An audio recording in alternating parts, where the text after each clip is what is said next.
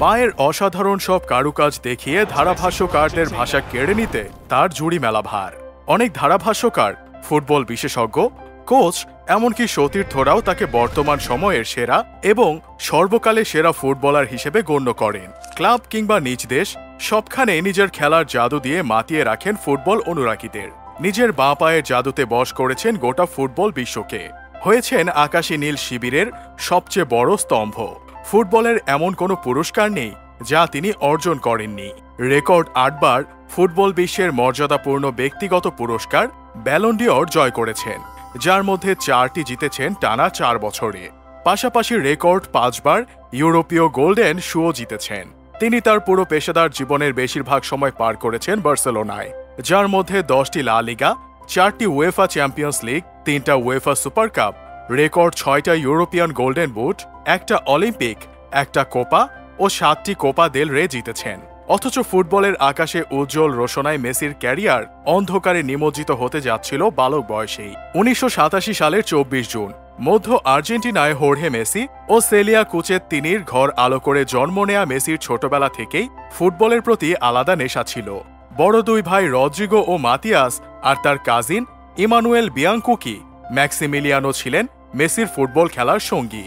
6 বছর বয়সে new Wales old boys ক্লাবে যোগ দেন তিনি। সেখানে 6 বছর খেলেন। এই 6 বছরে তার পা থেকে গোল আসে প্রায় 500, আর সেই সুবাদে তার নাম হয় 87 গোল মেশিন।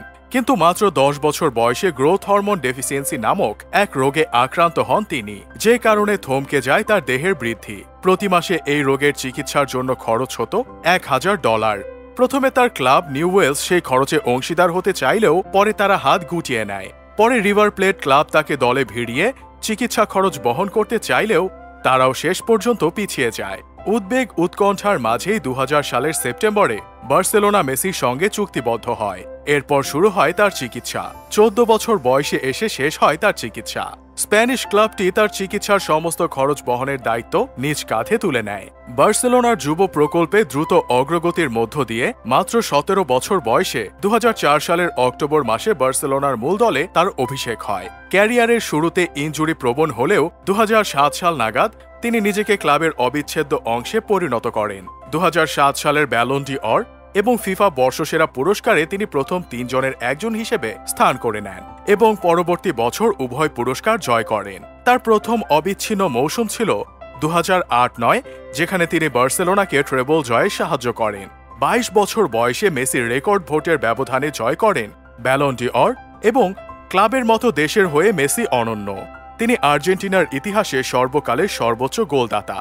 বয়স ভিত্তিক পর্যায়ে মেসি আর্জেন্টিনাকে 2005 ফিফা ইউথ চ্যাম্পিয়নশিপ জেতাতে সাহায্য করেন, যে টুর্নামেন্টে তিনি সর্বোচ্চ গোলদাতা এবং সেরা খেলোয়াড়ের পুরস্কার জয় করেন। এছাড়া 2008 সালের গ্রীষ্মকালীন অলিম্পিকে জয় করেন স্বর্ণপদক। 2005 সালের অগাস্টে তার আর্জেন্টিনা জাতীয় দলে অভিষেক হয়। 2006 ফিফা বিশ্বকাপে গোল করার মধ্য দিয়ে তিনি সর্বকনিষ্ঠ আর্জেন্টাইন হিসেবে বিশ্বকাপে গোল করার কৃতিত্ব অর্জন করেন। 2007 সালের কোপা আমেরিকায় তিনি টুর্নামেন্ট সেরা যুব খেলোয়াড়ের পুরস্কার লাভ করেন, যে টুর্নামেন্টে আর্জেন্টিনা রানার আপ হয়। 2011 সালের অগাস্টে মেসি আর্জেন্টিনা দলের অধিনায়কের দায়িত্ব পান। অধিনায়ক হিসেবে তিনি আর্জেন্টিনাকে টানা 3টি টুর্নামেন্টের ফাইনালে তোলেন। 2014 সালের ফিফা বিশ্বকাপে, 2015 সালের কোপা আমেরিকা এবং পরের বছরের কোপা আমেরিকায়। কিন্তু তারপরও অধরা থেকে যাচ্ছিল বিশ্বকাপ। 2018 সালে বিশ্বকাপে ফ্রান্সের কাছে স্বপ্ন ভঙ্গের পর সেখান থেকে শিক্ষা নিয়ে ঘুরে দাঁড়ান মেসি। আমেরিকা জয়ের পর 2022 সালের বিশ্বকাপে এসে ক্যারিয়ারের একমাত্র অপূর্ণতাটা পূর্ণ হয় এই জাদুকরের।